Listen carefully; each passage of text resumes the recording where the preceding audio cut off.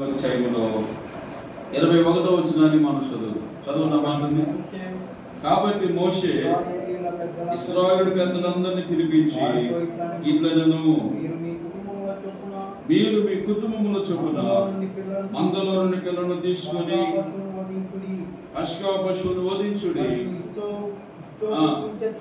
హిస్సోపు కుంచె తీసుకొని పల్లెములో ఉన్న రక్తములో దాన్ని ముంచి ద్వారబంధ పైకమ్మికిని నిండు నిలువు కమ్ములకును పల్లెముల రక్తమును తాకిపోవలను. తర్వాత మీరు ఎవరును గోధుమ వరకు ఇంటి ద్వారము నుండి బయలు వెళ్ళకూడదు. ఐగుప్తులను హతము చేయుటకు దేశ సంచారము చేయుచు ద్వారబంధపు పైకమ్మ మీదను రెండు నిలువ కమ్ముల మీదను ఉన్న రక్తమును చూచి యెహోవా ఆ తలుపును దాటిపోవును, మిమ్మల్ని హతము చేయుటకు మీ ఇళ్లలోనికి సంహారకుని చొరనీయుడు. దేవునికి స్తోత్రం. హల్లెలూయా. ప్రియులారా, ఐగుప్తు దేశములో ఇశ్రాయేలు ప్రజలు నివాసం చేసినప్పుడు 430 సంవత్సరాలు ఉన్నారు. బానిసలుగా జీవించారు. ఎన్నో శ్రమలు వాళ్ళు పొందారు. వాళ్ళని విడిపించడానికి వాళ్ళు ప్రార్థన చేయగా దైవజనుడైన మోషేను వాళ్ళ దగ్గరికి పంపించారు. పంపించినప్పుడు ఫరోరాజు అంటాడు, ఈ ప్రజలను నేను బయటకు పోనివ్వను అంటాడు. అప్పుడేం చెప్పాడు? బయటకు పోనివ్వకపోతే దేవుడు అనేకమైనటువంటి మహత్కార్యాలు చేసి అనేకమైన తెగులు పంపి ఆ ఫరో హృదయాన్ని కఠినంగా ఉన్నటువంటి దాన్ని మెత్తటపరిచి బయలుపరిచి వారి చేతులను చేంజ్ చేయాలనుకున్నాడు, విడిపించాలనుకున్నాడు. అయితే ఈ సమయంలో ఇక్కడ దేవుని సందులో చివరి కార్యం అన్నమాట. అప్పుడు మోషే ప్రార్థన చేసి ఏం చేయాలి ప్రభు అంటే ఒక విషయం చెప్పాడు. ఎదుగో ఇశ్రాయేలు ప్రజలందరూ ఒక పని చేయాలి. గొర్రె పిల్ల రక్తాన్ని పళ్ళెంలో తీసుకొని హిస్సోపుతో ఆ కుంచుతో పైప ద్వారబంధం మీదను నిలువు ద్వారబంధం మీదను నిలువు ద్వారబంధం మీద రక్తాన్ని పూయాలి. అందరి ఇంటి లోపలికి వెళ్ళాలి, తలుపులు వేసుకోవాలి. తెల్లవారి దాకా ఎవరు బయటికి రాకూడదు. అలాగని ఇశ్రాయేలు ప్రజలందరూ చేశారు. ఆ రాత్రి అర్ధరాత్రి సంహారం దూత బయలుదేరి వచ్చింది. ఇశ్రాయేలు ప్రజలకున్న ఆ రక్తమును చూసి ఏమైపోయిందంటే ఆ ఇల్లును దూత ఏమని చేసింది? దాటి వెళ్ళిపోయింది. ఎవరికైతే ఆ రక్తము లేదో ఆ ఇంట్లో ప్రవేశించి ఆ ఇంట్లో ఉన్నటువంటి ప్రథమ సంతానమైన కుమారుని ఆ దూత సంహరించింది. ఆ రక్తమును చూసి సంహారక దూత ఆ ఇంటిని దాటిపోయింది, మరణము దాటిపోయింది, తెగులు దాటిపోయింది, ఇబ్బంది దాటిపోయింది. దేవుని బిడ్డలైన మనం గమనించాలి, యేసుక్రీస్తు ప్రభువు మన కొరకు చిందించిన రక్తం మనలను మరణము దాటింపజేసి జీవములోకి ప్రవేశింపజేస్తుంది. మరణాన్ని దాటింపజేసి జీవంలోకి ప్రవేశింపజేసింది. ఆ రక్తము ద్వారా మనకు జీవము ఉన్నది. దేవునికి స్తోత్రం చెప్పండి గట్టిగా, హల్లెలూయా. కాబట్టి ఈ రోజున యేసు ప్రభు శిలువలో రక్తం కాచడం ద్వారా మరణమునకు పాతాళానికి అగ్గికొనడానికి ఉన్నటువంటి ప్రజలు ఆ మరణము తప్పించబడి నిత్య జీవములో ప్రవేశించడానికి దేవుని రక్తము మనకి అవసరమైనది. కాబట్టి ఆ రక్తము ద్వారా మనము మరణమును దాటి దేంట్లో వెళ్ళిపోతాము? నిత్య జీవంలోకి వెళ్ళిపోతాం, పరలోకంలోకి వెళ్ళిపోతాం. ఈ సత్యము అందరూ తెలుసుకోవాలి. కనుక యేసయ్య రక్తం ద్వారా మరొక ఆశీర్వాదాన్ని మనం చూద్దాం. బైబిల్ గ్రంథం చూద్దాం. హెబ్రీయులకు రాసిన పత్రిక 9వ అధ్యాయము 22 నుంచి కొన్ని మాటలు చదివితే అక్కడ దేవుని వాక్యంలో కొన్ని మాటలు మనకు కనబడతాయి. 9వ అధ్యాయము 22వ వచనం హెబ్రీయులకు రాసిన చదవండి. మరియు ధర్మశాస్త్ర ప్రకారము సమస్త వస్తువులు రక్తము చేత శుద్ధి చేయబడతాయి. రక్తము చిందింపకుండా పాప క్షమాపణ కలుగుదని సామాన్యముగా చెప్పవచ్చును. ఇక్కడ ఆగుదు. రక్తము చిందించడం ద్వారా మనుషులకు ఏం కలిగిందంటే పాప క్షమాపణ, పాప నివారణ కలిగింది.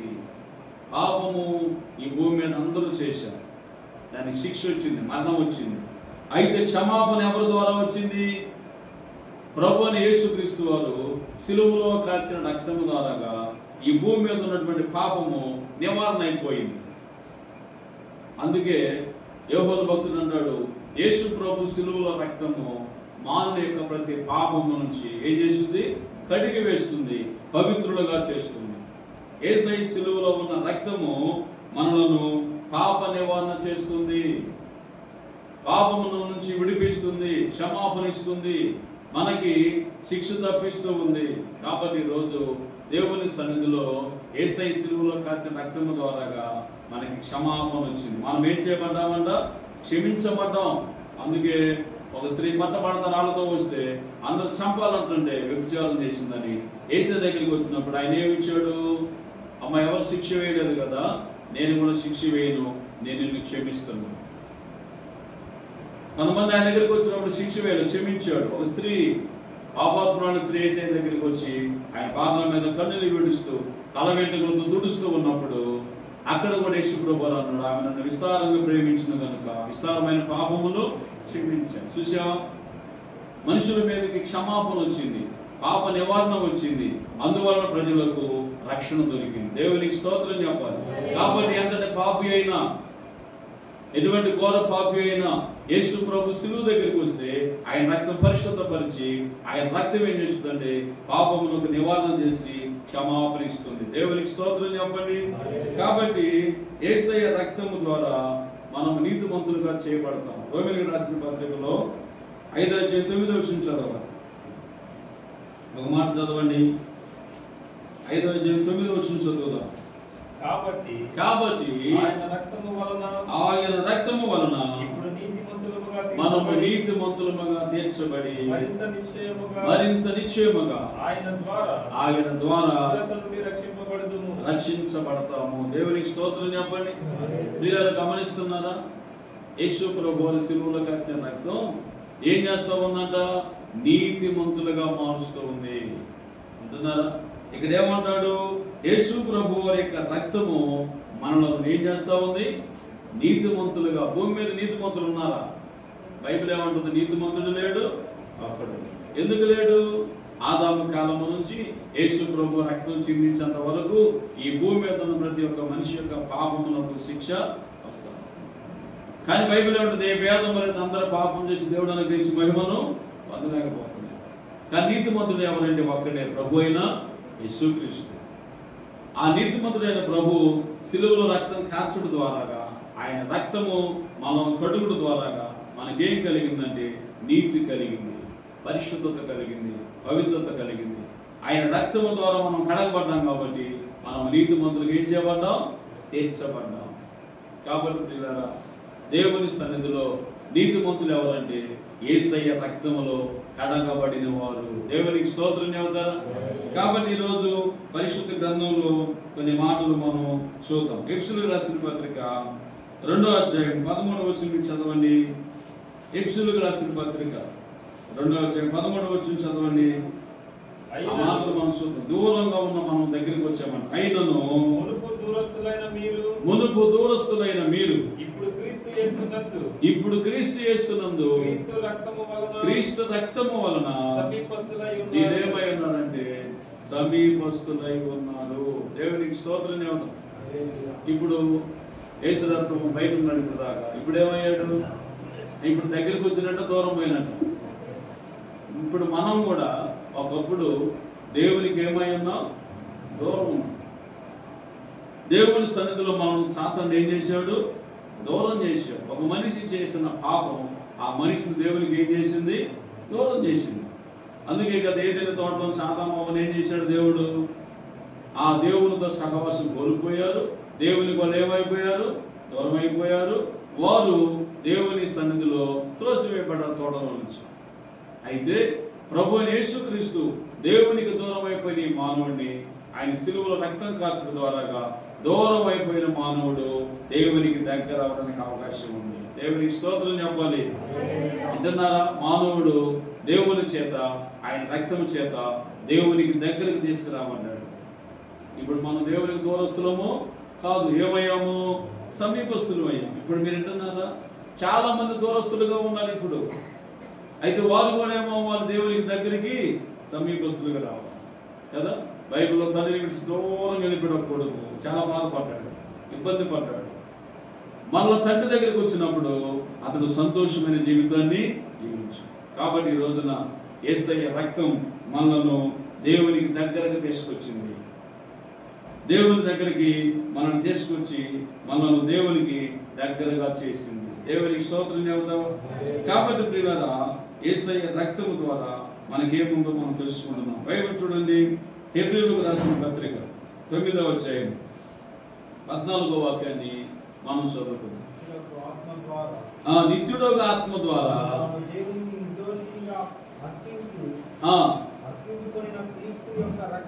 క్రీస్తు యొక్క రక్తము నిర్జీవ క్రియలను విడిచి జీవము గల దేవుని సేవించుటకు మనస్సాక్షిని ఎంతో ఎక్కువగా శుద్ధి చేస్తుంది. ఏంటిదంట?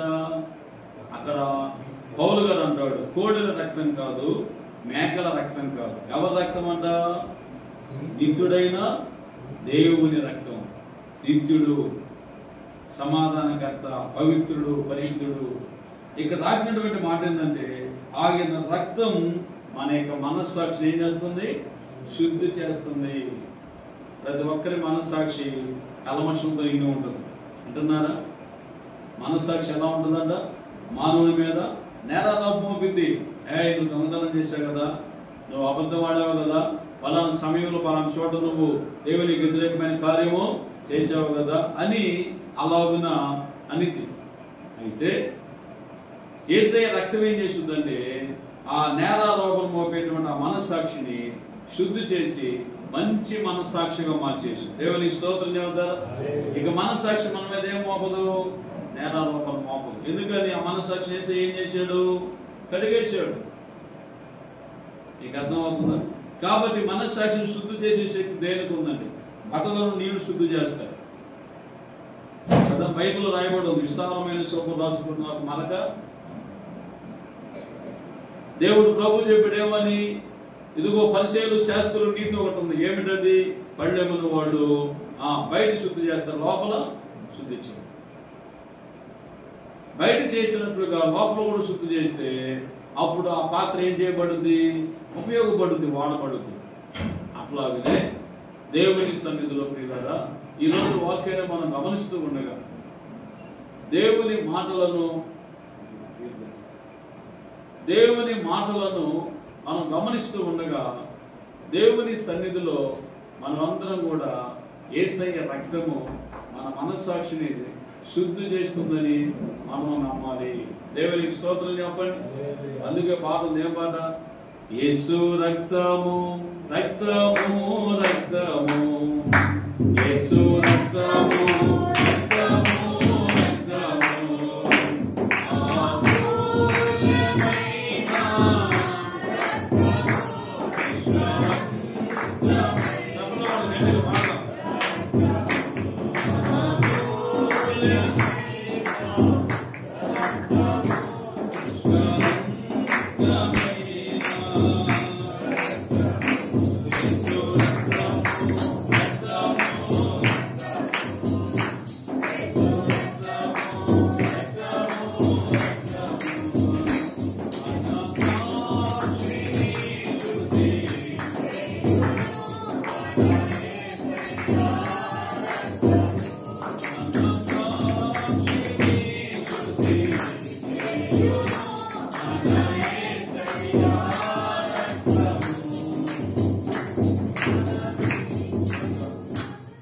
ఇప్పుడు మన మనస్సాక్షిని శుద్ధి చేసే రక్తం మనకు దొరికింది. అది ప్రభు అయిన యేసుక్రీస్తు వారి యొక్క రక్తం.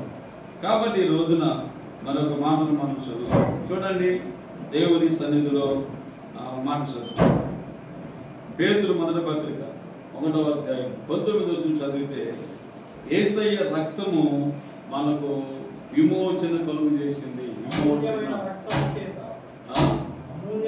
అమూల్యమైన రక్తము చేత అనగా నిర్దోషమును నిష్కలంకమునకు గొర్రె పిల్ల వంటి క్రీస్తు రక్తము చేత మీరు విమోచింపబడితిరని మీరు ఎరుగరా. మన యొక్క విమోచన దేని ద్వారా జరిగిందంట చెప్పండి? మనకి విడుదల, విమోచన ఎవరి ద్వారా కలిగింది? యేసు ప్రభు వారి యొక్క రక్తం లేకపోతే మనకి ఇప్పుడు కూడా విమోచన కలిగేది, విడుదల కలిగేది, రక్షణ దొరికేది. ఈ భూమి మీద మనకి రక్షణ దొరికిందంటే, విమోచన దొరికిందంటే, విడుదల దొరికిందంటే అది యేసు ప్రభు వారి సిలువ వలన, సిలువలో కార్చిన రక్తము వలన.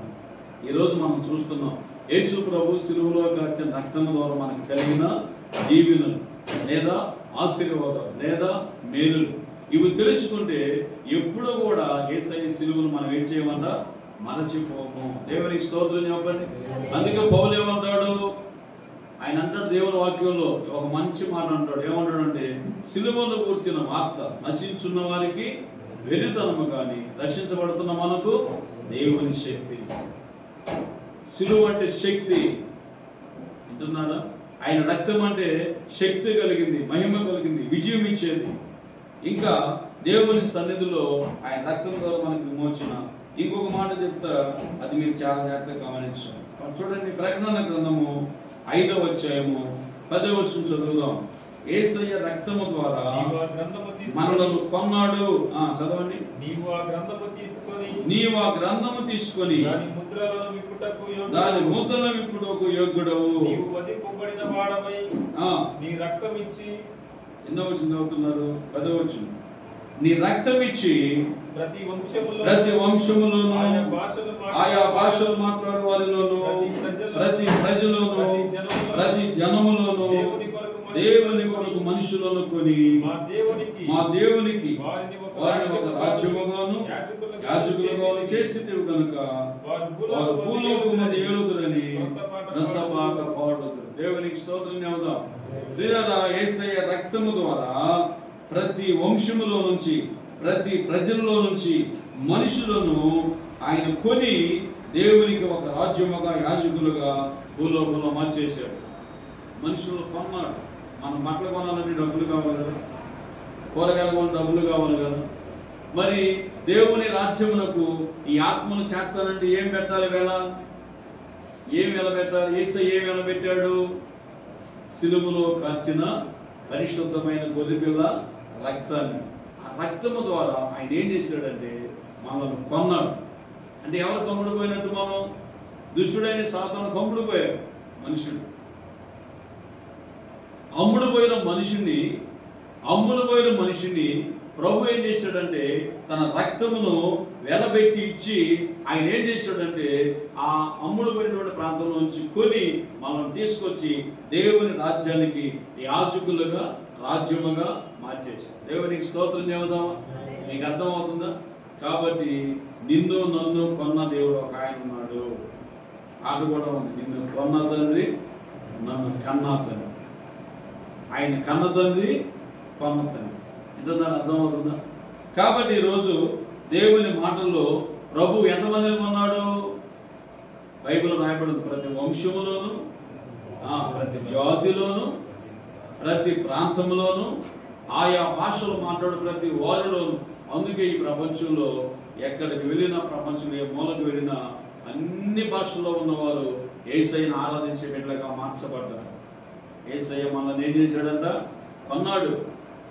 నిన్ను కొన్నాడు, నన్ను కొన్నాడు. యేసు ప్రభు వారు కొని ఆయనకు రాజ్యముగా యాజకులుగా సొత్తుగా ఆయన యేసయ్య గారు పాడుకుంటున్న పాట. ఎందుకని? నీ సొత్తుగా నేను ఎందుకు మారాను ప్రభు అంటే, యేసయ్య నీ రక్తముచే చెప్పండి ఏం చేయడం ద్వారాగా? మార్చబడడం ద్వారా. కాబట్టి ప్రియులారా, దేవుని వాక్యంలో మరొక మాటను మనం గమనించుదాం. చూడండి, దేవుని సన్నిధిలో కొలస్సీలకు రాసిన పత్రిక 1వ అధ్యాయము 20వ వచనం మనం చదువుతాం. కొలస్సీలకు రాసిన పత్రిక 1వ అధ్యాయం 20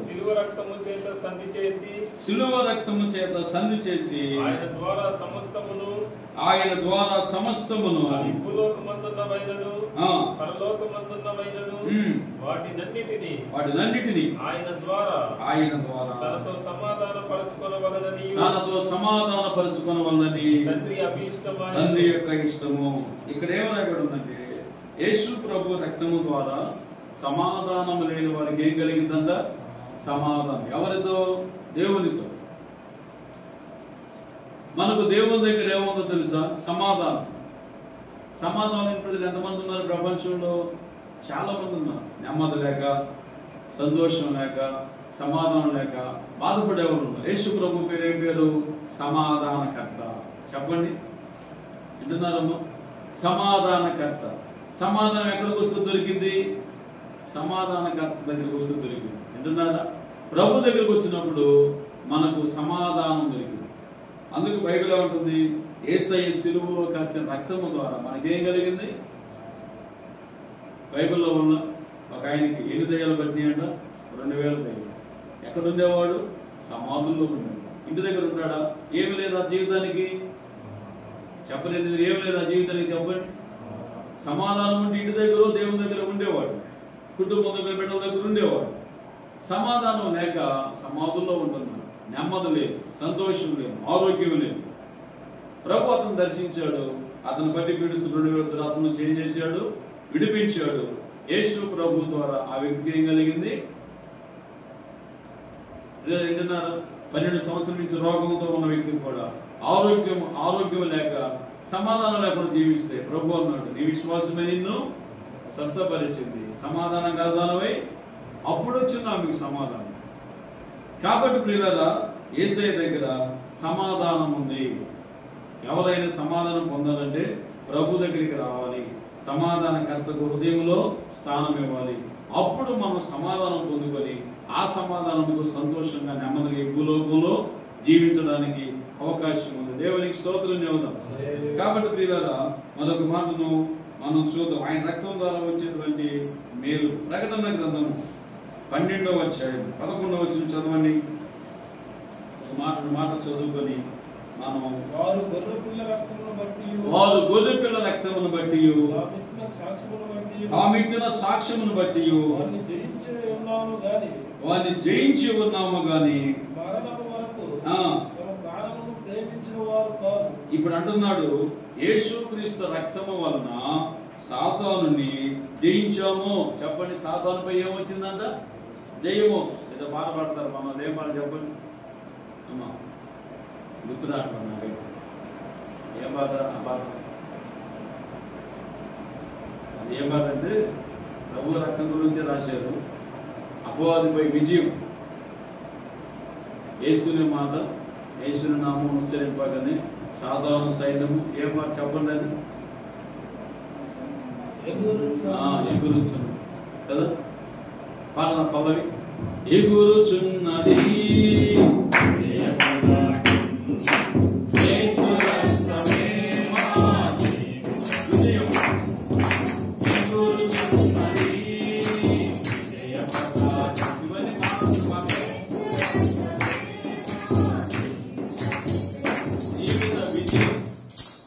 జీవితానికే విజయం. ఏంటిదంటే యేసుని రక్తం. మానవుడు ఓడిపోతుంటాడు, అన్నిట్లో ఓడిపోతుంటాడు. యేసయ్య రక్తం ఎక్కడ ఓడిపోయాడు ఆ మనిషి అక్కడ గెలిపించింది. దేవునికి స్తోత్రం చెప్పండి. చివరికి అంతిమ విజయం ఎవరి మీద అంటే సాతాను మీద. చెప్పండి, ఎవరి మీద అంట? శత్రువు మీద, సాతాను మీద. సాతాను మీద విజయం పొందిన వాడు ఒక్కడే ప్రపంచంలో, ప్రభు అయిన యేసుక్రీస్తు. ఆయన యొక్క రక్తంలో కడగబడ్డ వారికి కూడా, ఆయన రక్తంలో కడగబడిన వారికి కూడా సాతాను మీద ఏముందంట? విజయం. కనుక ఈరోజు నేను అనేక విషయాలు ఓడిపోతున్నాను, నాకు విజయం లేదేమో అనుకోగాక, సమాధానం లేదేమో అనుకోగాక, మేలు లేదేమో అనుకోగాక, యేసు ప్రభు సిలువలో కాల్చిన రక్తము ద్వారా మనకేం కలిగింది? సాతానుపై, జీవిత సమస్యలపై విజయం కలిగింది. దేవునికి స్తోత్రం చెప్పండి. మనం ఏది చేయలేమంటామో యేసయ్య రక్తము ద్వారా మనం అదేం చేయగలము? చేయగలం. కనుక ఈ రోజు నుంచి సాతానుపై విజయం సాతాను అనుకుంది. నన్ను ఎవరు ఓడిస్తారు, నన్ను ఎవరు ఓడించడానికి ఎవరు శక్తిమంతులు అనుకుంది సాతాను. కానీ యేసు ప్రభువు శిలువలో కచ్చిన రక్తం ఏం చేసింది? సాతానుని ఓడించింది. యేసు రక్తం అని చెప్పండి, సైతాను పారిపోవాలి. ఏం చెప్పాలి చెప్పండి, మనం అందరు చెప్పండి అన్నమాట. యేసు రక్తమే జయం అనండి. మరి ఇంతమంది మనం చిన్నగా అంటాం, పెద్దగా చెప్పండి. యేసు రక్తమే జయం. ఈ మాట మీరు రోజు 100 సార్లు చెప్పండి రోజుకి. యేసు రక్తంలో నుంచి జయం మనకు వచ్చింది. వ్యాధుల మీద, బాధల మీద, శత్రువైన సాధన మీద విజయం వచ్చింది. కాబట్టి మరొక మాటలు మనం చదువుకుందాం. బైబిల్లో ప్రకటన గ్రంథం 7వ అధ్యాయం 14 చదువుదాం. ఈ రోజుకి చివరి మాట చదువుతారా? అయ్యా అయ్యా నీకే తెలియనగా అతడు ఇలా నాతో చెప్పాను, వీరు మహాశ్రమల నుండి వచ్చిన వారు, మహాశ్రమల నుంచి వచ్చిన వారు గొర్రె పిల్ల రక్తములో తమ వస్త్రములు ఉతుక్కొని వాటిని తెలుపు చేసుకుని అందువలన దేవుని సింహాసనం ఎదుట ఉండి రాత్రి పగలు ఆయన ఆలయములో ఆయన సేవించుచూ ఉన్నారు. ప్రియులారా, దేవుని మాటల్లో మనకి ఏం రాయబడిందంటే దేవుని రక్తంలో తమ వస్త్రములు వాడు ఏం చేసుకున్నారంట? కడుగుకున్నారు, తెలుపు చేసుకున్నారు. అంటే అర్థం ఏంటి? మానవ జీవితంలో దేవుని ఎదుగు రానప్పుడు ఏముంటాయి వాళ్ళ మీద? మలిన వస్త్రాలు. అందరూ చెప్పండి, ఏముంటాయంట? మలిన వస్త్రాలు. అయితే ఇప్పుడు ఏం రాయబడి ఉంది? ఏం రాయబడి ఉంది? ఆ మలిన వస్త్రాలకు బదులు తెల్లన వస్త్రాలు వేసుకున్నారంట. ఎందుకు వచ్చిన తెల్లన వస్త్రాలు? గొర్రె పిల్ల రక్తములో తమ వస్త్రములు వాడు ఏం చేసుకున్నారు? ఉతుక్కున్నారు, కడుక్కున్నారు. దేవునికి స్తోత్రం చెబుతారా? గట్టిగా చెప్పాలి హల్లెలూయా. బైబిల్ రాయబడి ఉంది. ఇంకా మనం చదివితే కొన్ని మాటల్లో, ఇంకా మనం కానీ కొన్ని మాటలు చదివితే 19వ అధ్యాయంలో కూడా ఉంటాయి, 19, 14 ఉంటూ ఉంటాయి ఆ మాటలు. శుభ్రమైన తెల్లని వస్త్రాలు అనే మాటలు ఉంటాయి. అయితే ఇప్పుడు చూడండి, దేవుని వాక్యంలో గొర్రె పిల్ల రక్తములు తమ వస్త్రములు ఉతుక్కొని ఏం చేస్తున్నారంట? వాళ్ళు తెలుపు చేసుకున్నారు. నల్లని వస్త్రాలకు, ఎర్రని వస్త్రాలకు తెలుపు చేసే శక్తి దేనికి ఉందంటే యేసయ్య రక్తము. ఎరుపు నలుపు దేనికి గుర్తు? ఇది పాపమునకు మీ వస్త్రములు ఎర్రగా కెంపు వలె ఉండను, నా దగ్గరకు వస్తే వాటిని నేనేం చేస్తాను? కెంపు వలె తెల్లగా మారుస్తాను. దేవునికి స్తోత్రం చెబుతారు. గట్టిగా చెప్పండి హల్లెలూయా. అంటే అర్థం ఏమిటి? పాపపు వస్త్రాలను తీసివేసి పరిశుద్ధమైన వస్త్రాలను మీకు ధరింపజేస్తాను. ఇది దాని అర్థం. కాబట్టి ప్రభు యొక్క రక్తం ఏం చేసిందంటే, ఎందుకంటే కాల్చింది ఆయన, మన యొక్క జీవితంలో మన యొక్క వస్త్రాలు ఏం చేసుకోవాలి? మనం తెలుపు చేసుకోవాలి. ఈ వస్త్రాలు కాదు, శరీర సంబంధమైన వస్త్రాలు కాదు, జీవితాన్ని, హృదయాన్ని మనం ఏం చేసుకోవాలంటే తెలుపు చేసుకోవాలి. ప్రభువా, నీ సన్నిధిలో నాకు తెల్లని వస్త్రం, నా హృదయానికి తెల్లని వస్త్రం ధరింపజేయ ప్రభువా, మలిన వస్త్రాన్ని తీసివేయ ప్రభువా అని అడిగితే మనకు దేవుడు ఏమిస్తాడన్న? మలిన వస్త్రం తీసివేసి తెల్లని వస్త్రం ధరింపజేస్తాడు. అంటున్నారా? వస్త్రం వేయబడితే ఏం జరుగుద్ది? బైబిల్ రాయబడింది. ఏలియా మీద ఉన్న వస్త్రం ఎలీషాకు దొరికింది. ఆ వస్త్రం ఎలీషా మీద వేసుకున్నప్పుడు అద్భుతమైనటువంటి అభిషేకం నింపబడి అద్భుతమైన కార్యాలు చేయగలరు. వింటున్నారా? ఏలియా ఉన్నప్పుడు ఎలీషా అరగ దున్నుతూ ఉంటే తన దుప్పటి, తన వస్త్రం తీసి ఎవరి మీద వేసాడు? ఎలీషా మీద వేస్తే అరకను పొలాన్ని మొత్తం సమర్పించేసి వదిలిపెట్టి ఆ అరకను, ఆ ఎద్దులను మోసం చేసి సమర్పించుకొని తల్లిదండ్రులకు చెప్పి వంట చేసి భోజనం పెట్టి అందరికి తాట చెప్పి ఏం చేశాడు? దేవుని పరిచర్యకు సమర్పించుకున్నాడు. దేవునికి స్తోత్రం చెప్పండి. వస్త్రములో సమర్పణ, వస్త్రములో ఆశీర్వాదము, వస్త్రములో అభిషేకం. అందుకే యేసయ్య వస్త్రం కోసం వాళ్ళందరూ ఏం చేసుకున్నారు? చీట్లు. ఎందుకని? ఆయన వేసుకున్న అంగీ కొరకు వాళ్ళందరూ చీట్లు వేసుకున్నాడు. ఈ వస్త్రం నాకు కావాలి, నాకు కావాలి. ఎందుకని? యేసయ్య వేసుకున్న వస్త్రం అంట కుట్టు లేనిది. ఏమి లేదు చెప్పడం దానికి. మనం వేసుకున్న బట్టలు కుట్లు చాలా ఉంటాయి. ఇది కుడితే ఇలా తయారైంది. యేసయ్య వేసుకున్న అంగీకి కుట్టు లేకుండా తయారు చేశారు. అందుకని ఆయన వస్త్రం ఏమైందంట? విలువైన వస్త్రం. మన జీవితంలో మన హృదయానికి మనము విలువైన వస్త్రాన్ని మన జీవితాన్ని తెచ్చుకుంటే, సంపాదించుకుంటే, ఆ విలువైన వస్త్రం యేసయ్య రక్తంలో కడుక్కుంటే తెలుగు వస్త్రంగా మారితే మన జీవితం ధన్యత. బైబిల్లో ఉంది, గొర్రె పిల్ల రక్తంలో తమ వస్త్రంలో కడుక్కున్న వారు ధన్యులు. కాబట్టి గొర్రె పిల్ల అంటే ఎవరో కాదు, ప్రభు అయిన యేసుక్రీస్తు. ఆయన ఎటువంటి గొర్రె పిల్ల? పాపమును మోసుకుని పోయే దేవుని గొర్రె. కాబట్టి ప్రియులారా, కొన్ని యేసయ్య రక్తముల నుంచి వచ్చే ఆశీర్వాదాలు చెప్పాను. ఇంకా దాదాపు 14-15 రకాల దీవెనలు ఉన్నాయి. మీకు నేను కొన్ని చెప్పే సమయాన్ని బట్టి మీరు ఇంకా బైబిల్ చదవండి, ధ్యానం చేయండి. యేసయ్య రక్తం నుంచి అనేకమైన ఆశీర్వాదాలు మనకి కలుగుతాయి. అది పవిత్రులుగా చేస్తుంది, శుద్ధి చేస్తుంది, తెలుగు చేస్తుంది, మనస్సాక్షిని కూడా శుద్ధి చేస్తుంది. ఎన్నో ఆశీర్వాదాలు ఉన్నాయి. కాబట్టి ప్రార్థన చేసుకుందాం. దేవుడు ఈ మాటను దీవించును గాక. ఆమేన్. తల ఉంచుదాం, ప్రార్థన అందరూ